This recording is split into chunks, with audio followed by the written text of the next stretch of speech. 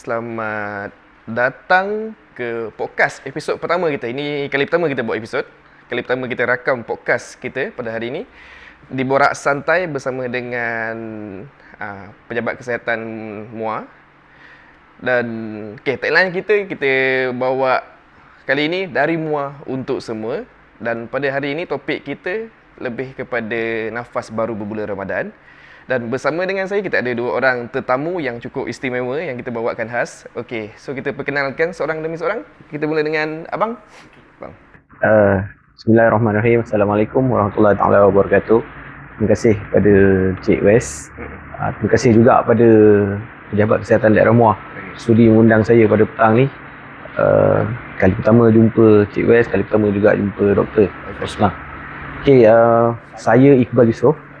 Berasal daripada daerah MUA lah, membesar di daerah MUA. So insyaAllah kalau apa-apa dalam MUA ni kita boleh berkongsi lah. Okey, Assalamualaikum, salam sejahtera. Terlebih dahulu thank you to unit UPK kerana mengundang saya hari ini.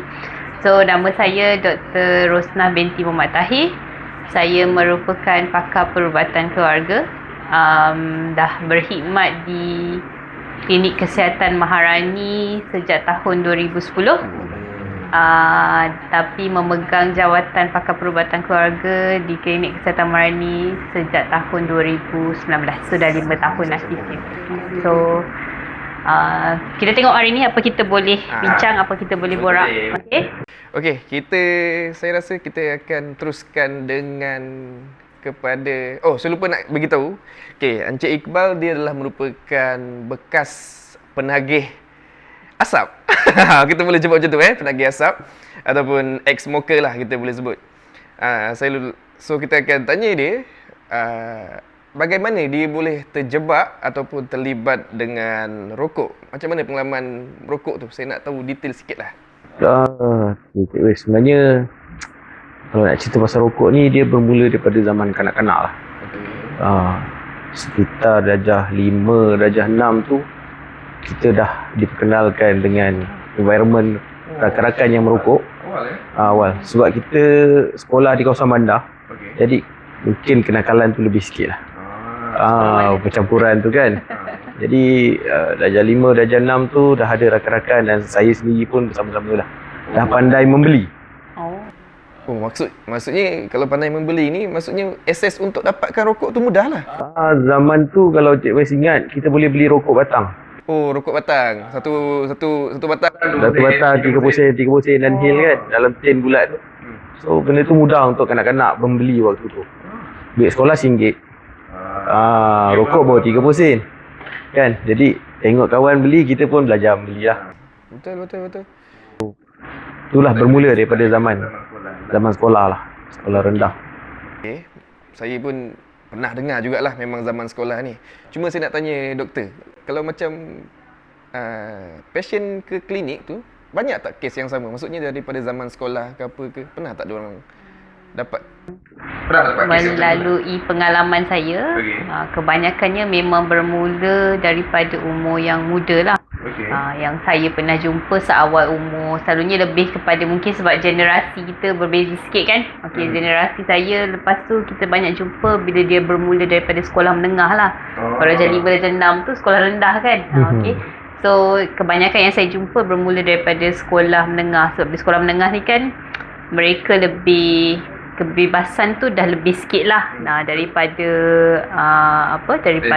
sekolah rendah. Satu. Nombor 2, mungkin zaman Cik Iqbal dulu penguatkuasaan tak macam sekarang. Tapi bila dia orang dah bersekolah menengah, kita pun tahu dia punya rupa paras, dia punya build up dia dah macam orang dewasa. So bila dia nak beli rokok tu, kadang-kadang mungkin ada kedai yang tak tanya lah umur berapa semua kan, dah lepas lah untuk beli macam dulu. Sebab selepas beberapa tahun tu Malaysia dah tak jual rokok batang kan, semua jual rokok kotak kan. Dan memang semua dah tulis lah 18 tahun ke atas semua kan. So yang saya nampak banyaknya bermula daripada sekolah menengah lah.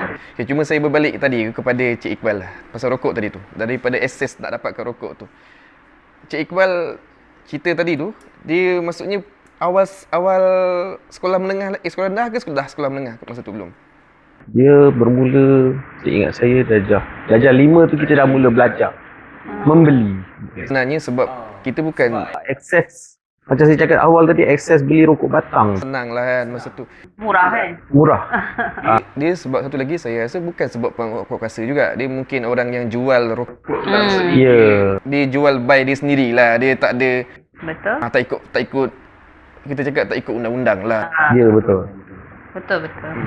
So saya soalan saya seterusnya saya kepada doktor lah. Okey, dari side doktor, pernah tak doktor ada, saya tahu ada pasif dengan apa orang cakap, rokok tegar dengan rokok pasif kan.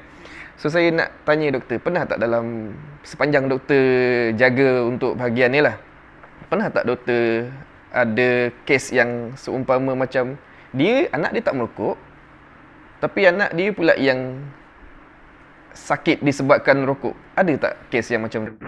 Okay, kalau kita macam tadilah berbalik kepada Cik Westi cakap tadi, ada perokok tegar dan juga passive smoker lah. Yang kita panggil dalam bahasa Inggeris tu active smoker ataupun passive smoker. Okay, so kalau active smoker tu maknanya dia sendiri yang merokok.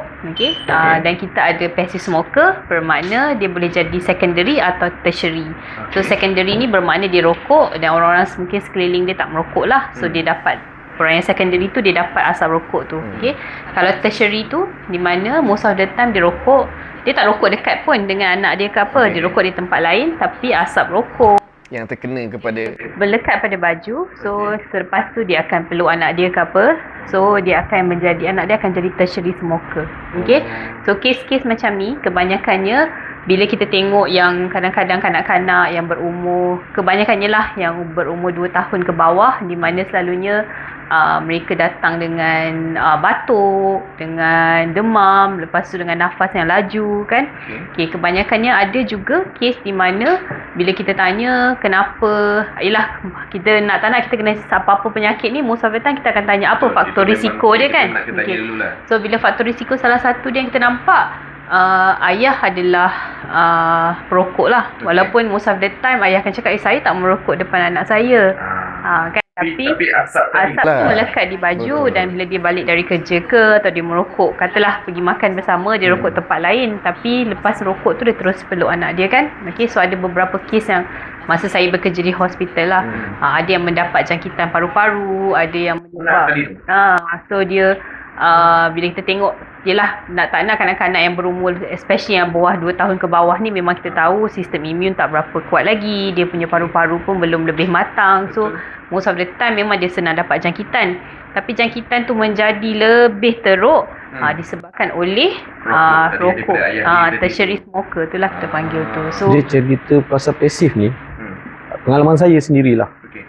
Waktu saya dah berhenti, saya pernah duduk dalam bilik yang berekon dan member merokok. Kawan-kawan merokok tu masa tu okey.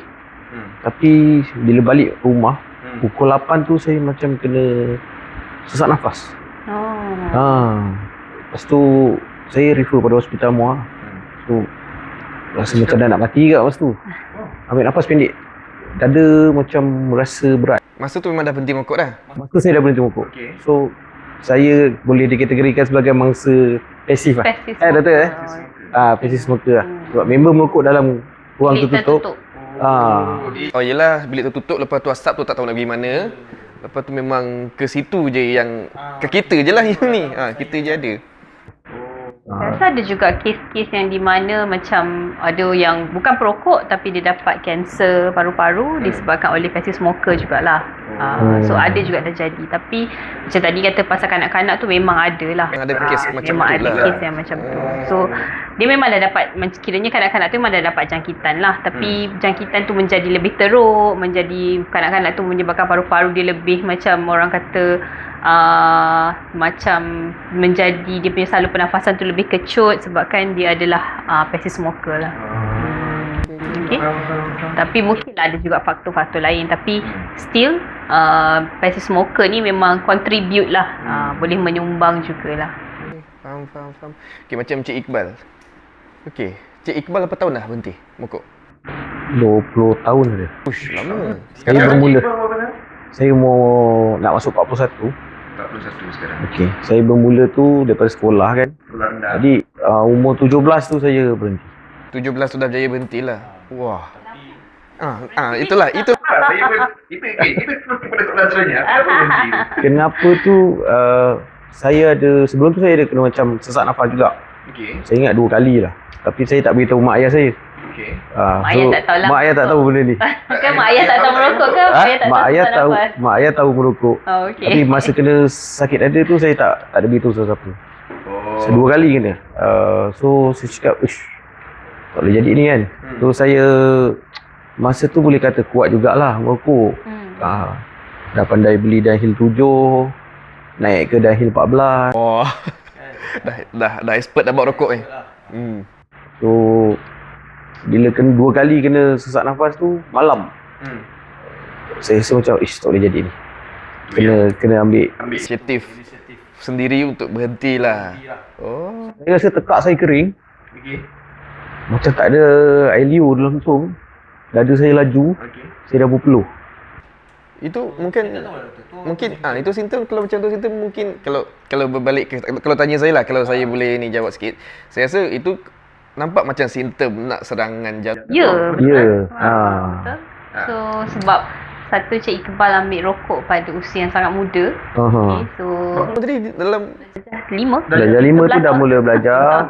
Okay, so tapi cuma itulah kita tahu rokok tu dia akan adalah salah satu kalau kita kira lah setiap orang ni kita boleh kira risiko dia untuk dapat penyakit jantung. Betul. Risiko dia untuk kita kata dapat cardiovascular event lah. So salah satu dia plus point marks dia kalau orang tu merokok dia dah dapat 1 markah dah. Maknanya dah ada risiko. Oh, dia dah ada satu risiko lah. Katalah dia lepas tu memang keluarga dia pun ramai yang masalah jantung, memang strong family history of masalah jantung, dah 2 markah. So memang merokok tu bukanlah nak kata usia muda ke usia tua ke, tapi dia memang adalah salah satu plus point untuk orang tu dapat cardiovascular event.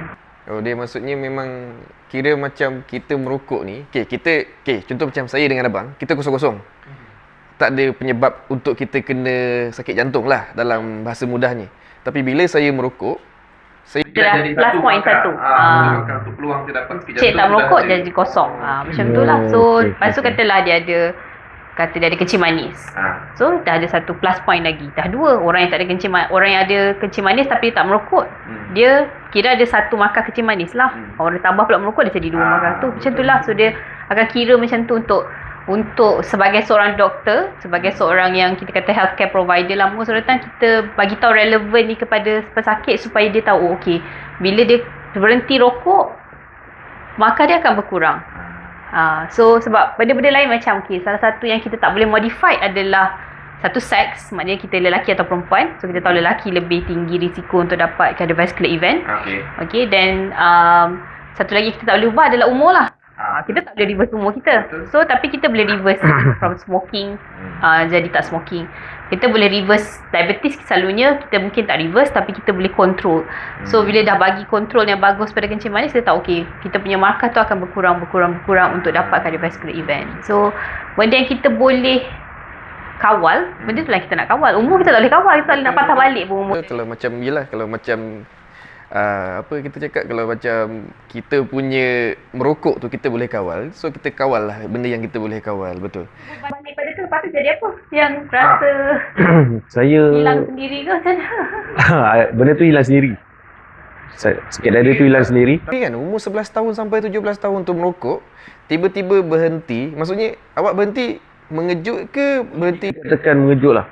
Ada tak apa-apa efek yang Saya demam seingat saya hampir 8 hari saya demam. disebabkan Berhenti mengejut tu. Okey. So tak boleh makan, muntah. Saya muntah, saya refer pergi klinik Dr. Ilham masa tu. Dr.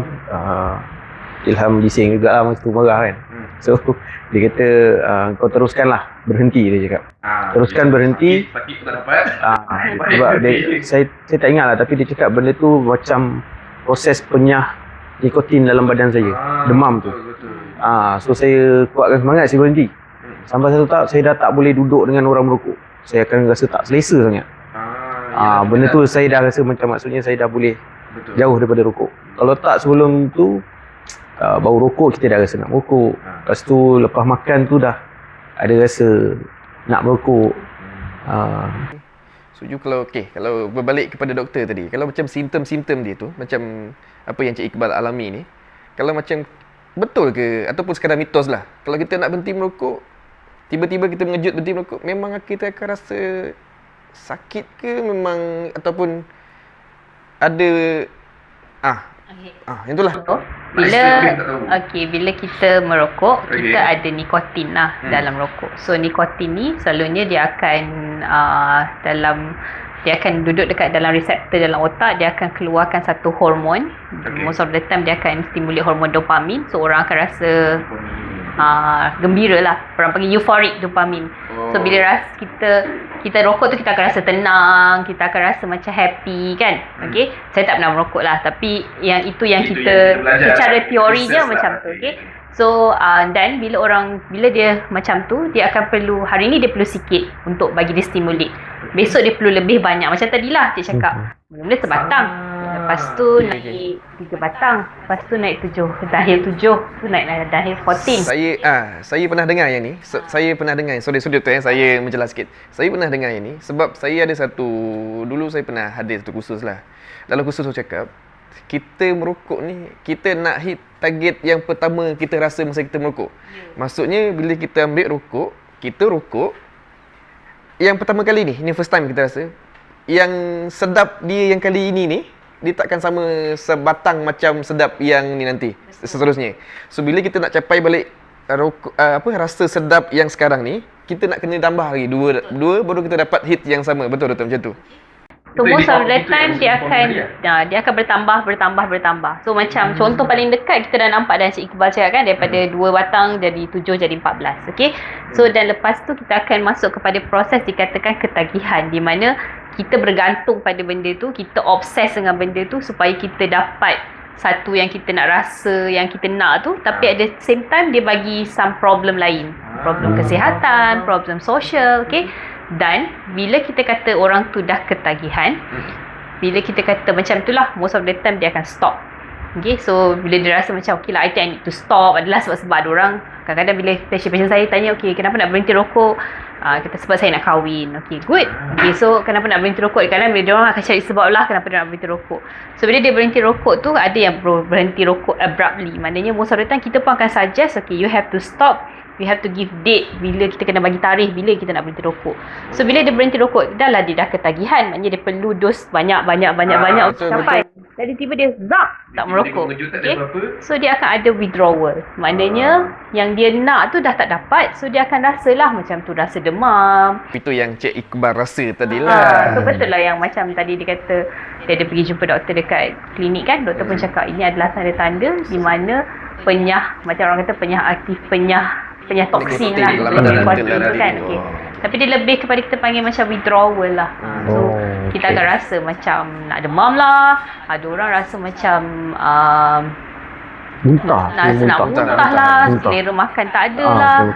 Tapi selalunya 1 atau 2 hari, dan kemudian selalunya bila kita merokok, salah satu yang kita baca lah, dia akan menyebabkan deria rasa kita ni berkurang tau. Sebab tu orang merokok kadang-kadang ada yang kata macam kurus je bila rokok, bila tak rokok dia jadi kembang pula kan. Sebab masa dia merokok, dia rasa dia macam tertutup.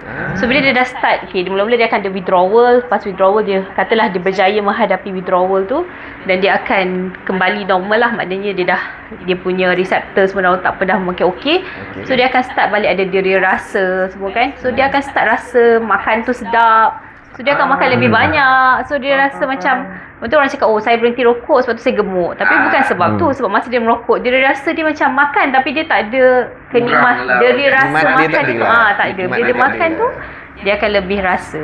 Sebab tu macam kalau kita cerita, kalau nanti kita nak cerita pasal treatment atau rawatan berhenti rokok ni, dia ada kena mengena lah dengan tu. Untuk Cik Iqbal, saya nak tanya satu soalan.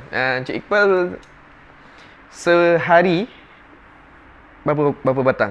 Dululah masa tengah Ini memang orang cakap kemuncak lah zaman zaman peak dia. Saya rasa masa tu boleh kata daging 14 tu sehari habis lah. Satu kotak tu. Masa zaman ada jual daging 14. Satu kotak tu berapa? 14. 14 Sekarang dalam 20 RM7 kan? lebih lah masa tu tak ingat. Oh. 20 batang. Kita bangun pagi kalau nak cerita pula macam nampak nakal pula, tapi Tak apa, boleh. Kita cerita je. kita pergi sekolah masa tu form 3, form 4 tu kita dah ada motor. Pergi sekolah dah Budak-budak ni. dah start keluar rumah tu dah berhenti tepi dah hidupkan sebatang kan. Lepas tu start daripada macam tu lah. Pagi pergi sekolah sampai ke malam tu satu kotak tu habis lah. Cik Iqbal setuju tak kalau saya cakap satu antara faktor orang merokok ni, kita orang merokok ni, maksudnya orang lelaki ni merokok, kebanyakan Muslim memang orang lelaki lah doktor kan yang merokok. Setuju tak kalau saya cakap zaman kita, masa kita fasa-fasa tengah nak merokok ni, zaman remaja ni, kita rasa perbuatan merokok tu cool, rasa macam handsome gila lah macam tu. Pernah tak? Setuju tak kalau saya cakap benda tu, Cik Iqbal? Kat zaman Cik Iqbal lah. Zaman rasa macam megah tu lah. Ada juga. Betul. Ada juga. Dia bermula daripada rasa macam tu. Akhirnya membawa kepada ketagih. Sebab dulu kan ada, saya ingat saya lah, I dengan Cik Iqbal almost the same age lah kan. So I rasa dulu macam ada iklan Marlboro. Ya. So ada yang dulu pakai dulu tak ada. So saya ingat Salem. iklan Marlboro tu yang Salem yang ada duduk dekat macam ada Bukit-bukit, pokok pokok-pokok ru cantik. So, kalau macam kita kata kalau isap rokok tu macam wah, macam euphoric rasa dia. Boleh. Kalau Marlboro tu saya ingat dia cowboy lah. Ya, So ya, that's why orang isap rokok macam rasa okay, I Masa tu cowboy. Dunhill pun antara penaja utama dalam kita punya liga sukan. Teringat lagi baju Selangor. Baju Selangor pun letak Dunhill kat sini.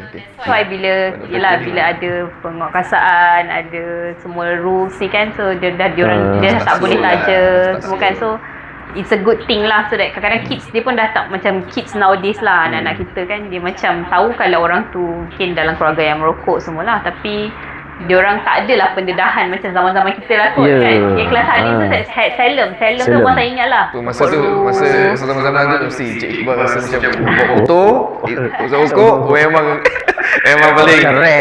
Memang paling handsome lah tu. Kalau orang tanya zaman tu, memang zaman tu lah paling handsome. Okey, saya nak tanya doktor pula. Kalau bagi doktor, pernah tak ada pengalaman lah doktor sepanjang doktor dah bekerja ni, pernah tak passion tu dia ambil masa yang singkat untuk berhenti merokok? Pernah tak ada yang maksudnya passion ni, saya datang hari ni, saya nak berhenti merokok, doktor ajarlah saya macam mana sekalipun, saya nak berhenti rokok dalam masa sekian, tarikh-tarikh tertentu. Ada tak yang macam tu? So actually kan, kalau kita tengok rokok ni, salah satu dia, okay lah kita panggil dia ketagihan because ada nikotin and all lah, but at the same time rokok ni adalah satu habit. Kadang-kadang saya akan tanya patient, you rokok waktu bila? Ada yang kata rokok mesti lepas makan, ada yang kata rokok setiap kali saya nak buang air saya kena isap rokok kan. So you know it's habit lah. So kita kata kadang-kadang nak membetulkan macam kita ada rawatan, tapi most of the time kadang-kadang yang susah tu adalah nak membetulkan habit tu lah. So kita kena tengok balik, sebab satu pesakit ke satu pesakit atau satu klien tu berbeza. Mungkin dia isap rokok lepas makan, mungkin dia isap rokok kalau kawan-kawan dia merokok, kalau kawan dia tak merokok, dia tak sibuk pun nak merokok.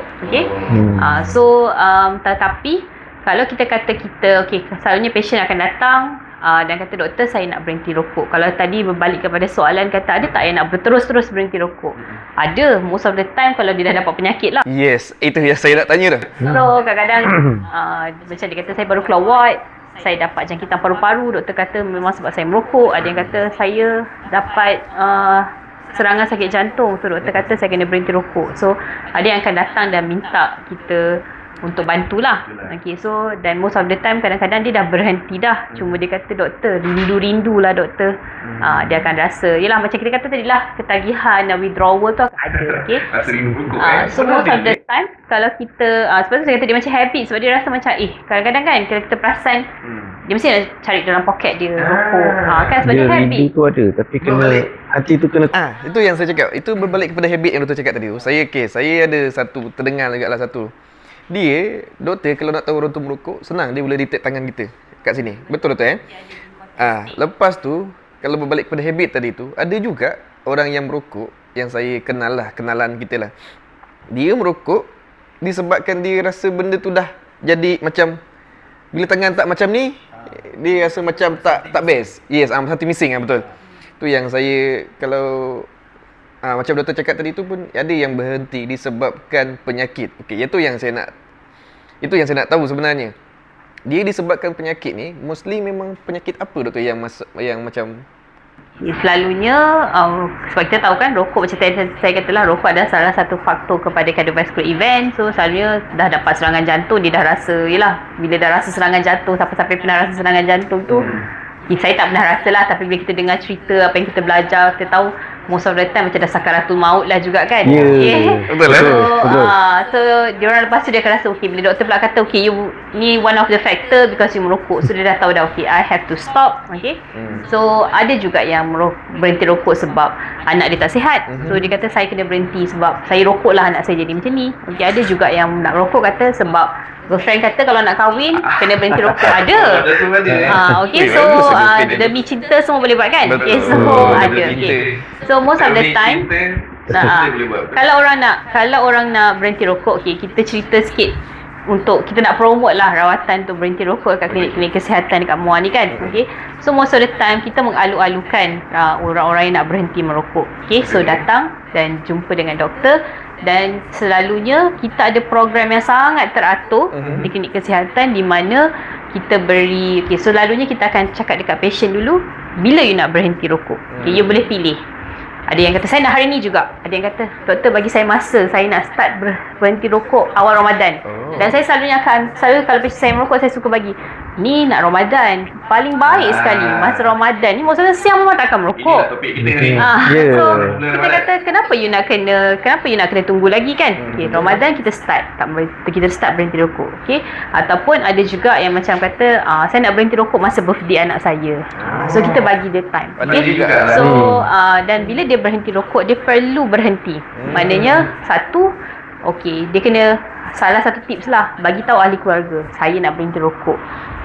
Dua-dua bagi tahu kawan-kawan saya nak berhenti rokok, sebab nanti pergi moreh ke pergi makan ke, kawan hulu rokok, saya dah berhenti rokok. Okay, so kawan kena, selalu kita kena cakap lah, kita kena firm saya nak berhenti rokok. Okay, so dia kena nombor 3, dia kena apa-apa yang dia ada pasal rokok, macam lighter, macam kat rumah ada ashtray ke, so yang tu semua dia kena hapuskan, buang, so dia tak nampak depan mata dia. Okay, so dan dia bagi tarikh untuk dia berhenti rokok. So bila dia dah berhenti rokok, kita akan bantu dia.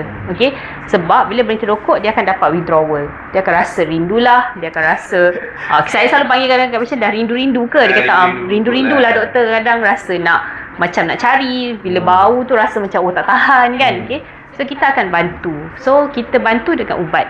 Okay, salah satu yang kita ada nikotin patch, di mana kita patch dan dia bagi sedikit nikotin dalam badan kita. So dia macam sama macam rokok punya rasa tu, tapi nikotin dia lebih rendah dan dia bantulah, tapi bukan selama-lama dia perlu nikotin. Berapa lama bergantung nikotin tu doktor? Okay, so selalunya ada yang paling awal kita selalunya bagi tempoh 6 bulan lah. Selalunya patient on treatment. Okay, so nikotin, kalau dia tak boleh nikotin, kita ada ubat lain macam Champix lah. So ubat ni dia memang ada, macam Champix ni dia boleh ada juga patient yang dia masih merokok tapi dia ambil Champix supaya dia akan berkurang lepas tu dia berhenti. Okay, so rawatan tu memang ada lah kat klinik kesihatan, kita promote lah. Berbalik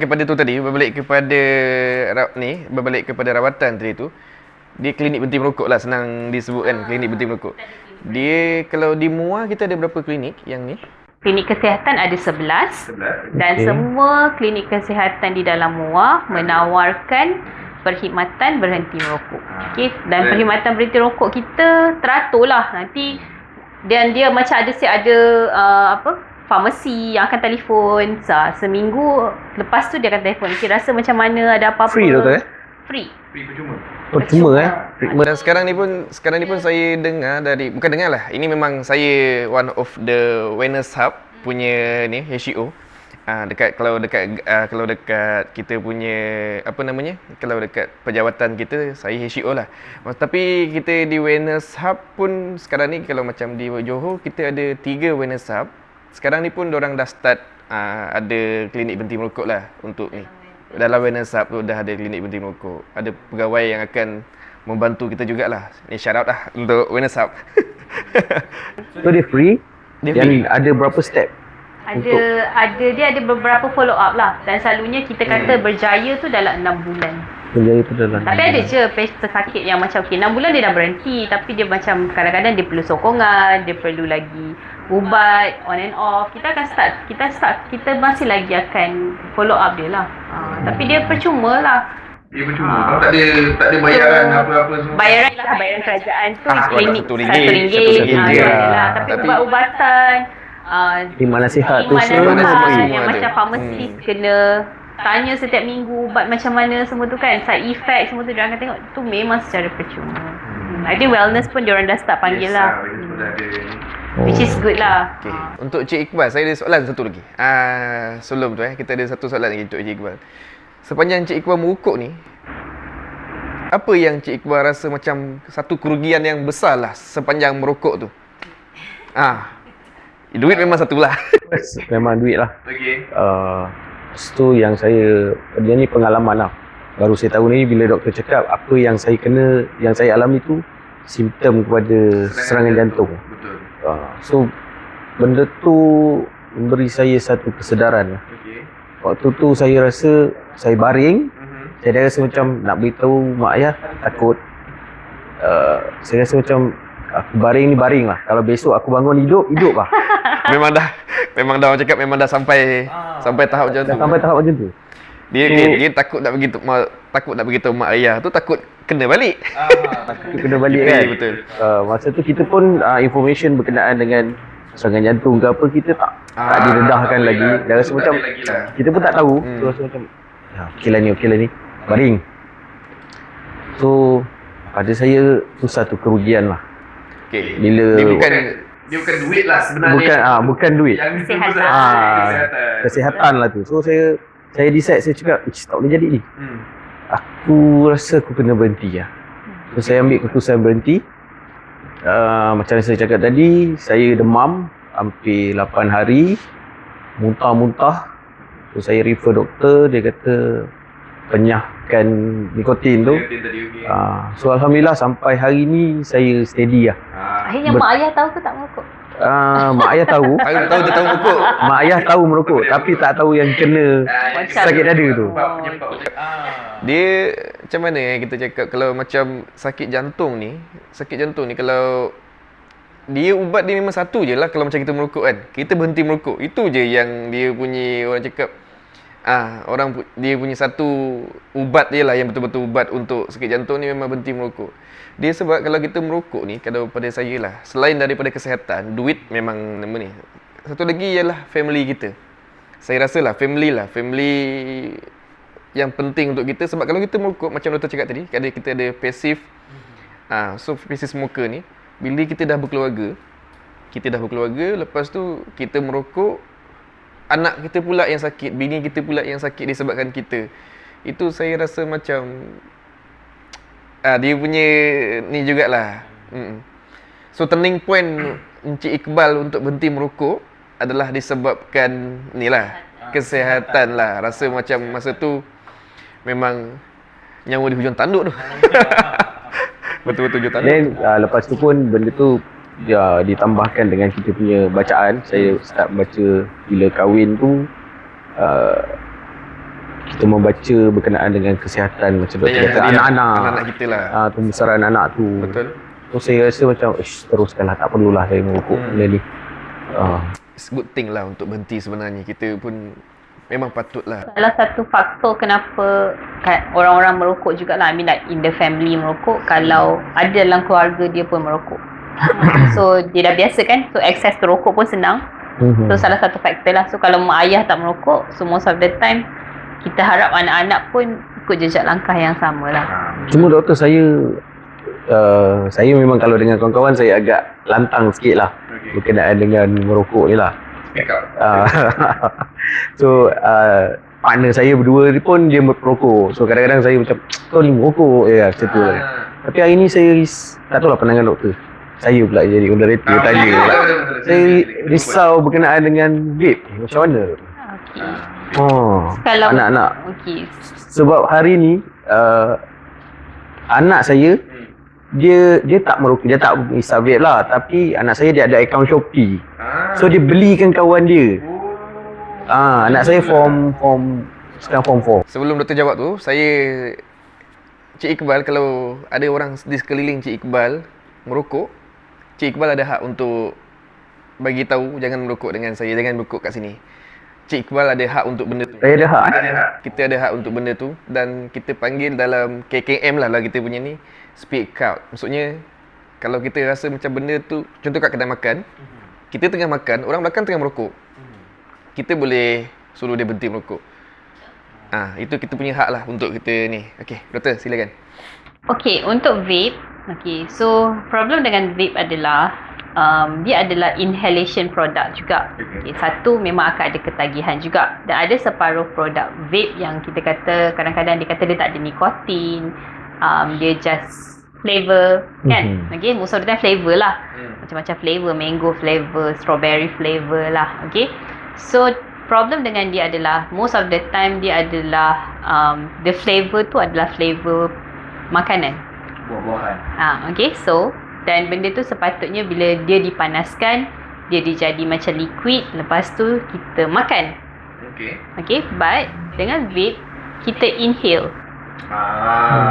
So the damage is macam kalau rokok lah, sebab dalam rokok dia ada nikotin, lepas tu ada tar lah. Semua orang, I think semua orang pernah tengok gambar yang rokok, lepas tu ada sebelah tu gambar macam alien tu kan. Sebab dalam tu ada tar, ada semua-semua lah, macam-macam batu lah, apalah diorang tulis dalam tu kan. So all the other things lah yang menyebabkan orang tu dapat banyak-banyak penyakit lah. Kalau dalam vape kadang-kadang ada yang ada nikotin, ada yang tak ada nikotin lah. Tetapi sebab dia dalam tu adalah macam flavor of food, so most of the time yang selalunya kita panaskan dan lepas tu kita makan lah. Tapi ni kita panaskan, dia jadi warp, lepas tu kita inhale. The problem is dia akan cause, kebanyakannya dia akan cause lung injury.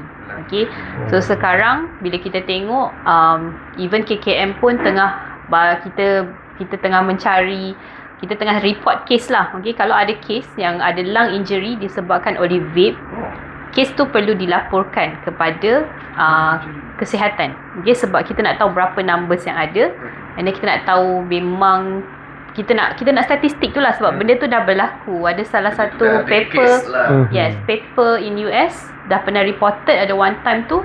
I tak ingat numbers lah, tapi memang berlakunya banyak lung injury disebabkan oleh vape.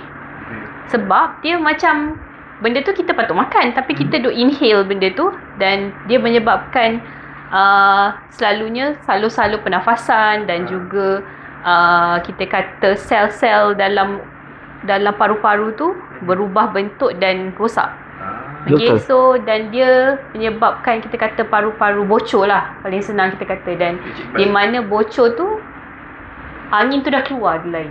So jadi panggil keadaan dipanggil pneumothoraks. Adakah statistik tu boleh digunakan untuk implement sama ada undang-undang ke?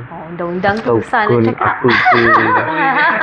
Ataupun lebih kepada promosi anti vape ke? Kalau ikut kan memang sebab sekarang penekanan pada vape ni macam sebelum ni ada tau. tak berapa. Ada satu Gerakan. Bukan gerakan apa, macam GEG. Kita panggil Generation Endgame. Maksudnya diorang ni adalah generasi yang endgame ni kira macam stop lah sampai dekat diorang je. Tahun 2000 berapa entah saya, yang umur lahir tahun 2000 tak silap saya. Betul doktor Saya dah lupa, tapi dia adalah endgame punya ni tahun 2000.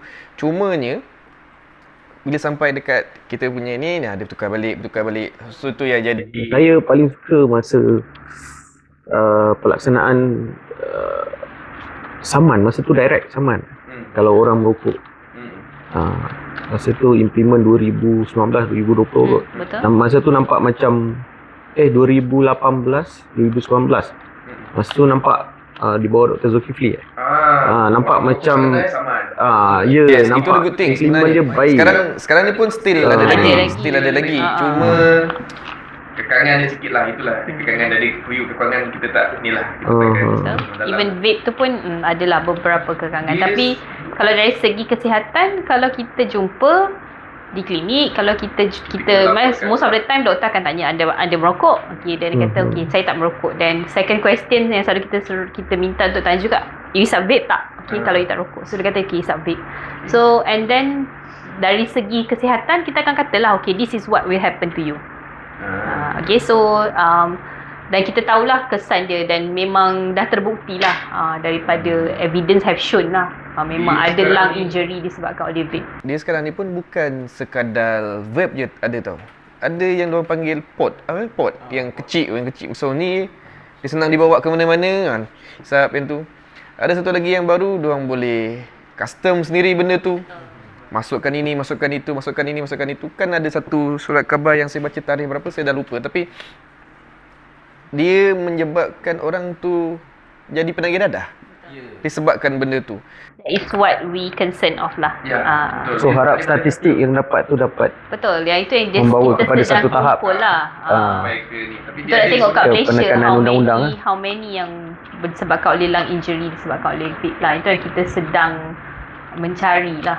Cari siapa-siapa kalau siapa-siapa. So usually kalau ada case dekat yang ini yang saya pergi masa kita pergi training lah. So katalah ada case dan dia ada lung injury di hospital, dan bila kita tengok dia at last dia memang related to vape, case tu perlu dilaporkan. So macam kita laporkan case yang berjangkit, penyakit berjangkit semua tu kan. Okay, case tu perlu dilaporkan supaya kita get the numbers. Boleh. So bila we get the numbers, and then kita akan tahulah okay, kat Malaysia this is what happened. Sebab benda tu dah terjadi, yang saya kata tadi lah. Saya pun tak ingat berapa the numbers, but it happened before this in US lah. Waktu tu macam memang ada kemasukan yang sangat banyak ke hospital disebabkan masa tu diorang datang dengan shortness of breath, susah nafas semua ni. Lepas tu bila dia tengok, kebanyakannya orang tu memang ambil vape. Kan satu time tu kan semua orang macam into vape. Kan? Sekarang ni pun dia sama macam fasa dia abang dulu lah. Masa abang tengah remaja dulu, merokok adalah satu cool lah, nampak style. Sekarang ni vape pula, zaman vape pula. Bila kita bawa vape ke mana-mana, dengan sekarang ni dah ada lenyatnya lah, lenyat dia dah bawa ni ke mana-mana kan. Itu pun nampak style. So saya rasa benda tu pun patut kita itu beratkan small lah. Sampai ada yang saya pernah dengar cikgu cakap benda tu kecil. Mula-mula dia ingat budak tu bawa USB. Kan itu small dan cantik kan. Lepas tu cikgu tengok, ya betul, budak-budak pun yelah kadang-kadang mungkin ada, kalau saya pun mungkin saya pun boleh ditipu kan, ni USB lah. Betul, dia tengok betul-betul, oh it's not USB, it's actually itulah pot lah. So dia ada, lepas tu ada yang datang, yang kita belajar lah, ada yang datang dia dah dalam tu dah ada yang datang kita boleh modify. So dia ada open dengan close system untuk vape ni. Okey, kita berbalik kepada Cik Iqbal balik. Cik Iqbal kalau rasa berdasarkan pengalaman Cik Iqbal lah, rasanya apa penyebab ataupun turning point untuk orang-orang lain lah boleh berhenti merokok? Ada tak macam tips ataupun cara yang lebih strong lah untuk kita berhenti merokok? Kuatkan hati. Okay, macam saya sendiri tadi bila saya kena sesak nafas tu lah. Tapi bila macam kita dah berkeluarga, betul, saya lebih menekankan pada kawan-kawan saya yang bertanya lah kan. Saya cakap kau kena tengok anak engkau lah. Sebab kita tengok kawan-kawan kita yang ataupun saudara mara kita yang berpenyakit disebabkan rokok. So saya share lah cerita tu pada kawan-kawan untuk kau tengok anak engkau. Malam tu anak kau tidur, kau tengok muka anak kau. Jadikan dia satu, kalau kita bapak ni, anak ni macam betul. Saya rasa penguat semangat. Betul, kita memang so kau tengok muka anak kau rasa dia perlukan kau. Bukanlah saya cakap tak mati, tapi at least ambillah inisiatif untuk mengurangkan kecepatan risiko mati tu. Betul, kan? Satu risk. Kurangkan satu risiko. Tengok muka anak tu untuk jadi satu sumber semangat. Macam Cik Iqbal sendirilah, sebab masa tu Cik Iqbal bujang masa Cik Iqbal berhenti merokok. Tapi boleh jugalah saya rasa selitkan sedikit, maksudnya dari segi kesihatan kita pun sangat pentinglah juga untuk kita berhenti merokok. Betul. Betul. Daripada kesihatan tu memang betul. Lepas saya berhenti tu dan saya rasa saya lebih bertenaga, aktif lah. Lebih aktif. Sampai umur sekarang pun saya masih bekerja di bidang signage, buat signboard semua. Saya boleh masih yalah, dalam usia 41 saya boleh berkemampuan lah untuk buat kerja berat. Tak ada masalah. Dan daripada sudut kewangan tu memanglah orang kata kau berhenti tak merokok bukannya kau banyak duit pun, tak ada pun kau beli. Dia bukan maksud nilai duit tu, tapi dia lebih kepada nilai kesihatan. Dan saya bukan nak cakap tu lah, tapi dia berkenaan kewangan tu kita taklah sampai kemaruk tak ada duit. Betul, kalau kita rokok lah. Mana-mana pun memang orang cakap duit ni isu memang ya. Kerja Dalam keadaan ekonomi sekarang, betul. One turn point pasal kesihatan. Second point, bila kita tengok anak kita memerlukan kita. Yang ketiga berkenaan dengan ekonomi lah. Urusan kewangan tu lebih bukan cerita pasal kita boleh beli benda mewah, tidak. Betul. Tapi at least kita berjaya memenuhi keperluan. Betul. Daripada kehendak rokok tu. Dia kalau satu kotak tu sekarang saya tak tahu berapa harga. Berapa harga agak-agak satu kotak? 17. Satu kotak 17. Dan kalau macam kita memang perokok tegar, 17 tu sehari kita habiskan. RM17 tu kalau saya lah, saya yang dekat sini seorang, RM17 tu saya boleh makan untuk sehari. Maksudnya saya boleh makan pagi, saya boleh breakfast, saya boleh makan tengah hari, saya boleh makan malam. RM17 tu banyak tu. Itulah kalau sehari RM17. 30? Saya kalau 30. RM17 tu, macam saya anak 5 orang yang bersekolah. So lepas untuk 5 orang anak bersekolah. Betul. Kalau RM3 tu. RM3, 5. So RM15. benda tu melibatkan pengurusan kewangan juga. Kalau bab kewangan ni betul lah. Itu memang satu yang saya rasa patut jugalah. Kita kena fikir penekanan pada pengurusan kewangan. bukan kewangan pada rokok tu saja. Katalah kita merokok dan kita dapat komplikasi merokok. Yes, itu pun ada penting juga. Bila kita dah sakit, kita tak boleh bekerja. So punca kewangan dah tak ada, satu. Nombor dua, bila kita sakit dan kita perlu ialah rawatan, memang Alhamdulillah kerajaan banyak membantu, tapi ada juga kadang-kadang serta rawatan yang masih kita perlu bayar. So itu pun memerlukan kewangan juga. So it is like macam dia akan berkait lah. Dia ada satu saya ada satu cerita lah. Ini cerita memang masa saya belajar dengan kawan-kawan saya untuk khusus kita orang ni. Dia soalan dia buat infografik. Daripada infografik tu, buat infografik yang berkaitan dengan rokok, macam mana kita nak attract rokok. One of the thing macam Dr. cakap tadi. Kita orang buat satu infografik, dekat situ kita cakap duit adalah perkara yang macam duit kita boleh cari, tapi kesihatan kita dapat cari. Dan duit kita juga akan habis disebabkan oleh kesihatan kita. Kita nak sembuh daripada sakit kita kena spend duit banyak duitnya. Itulah satu one of the infografik yang kita orang buat lah untuk kesihatan lah.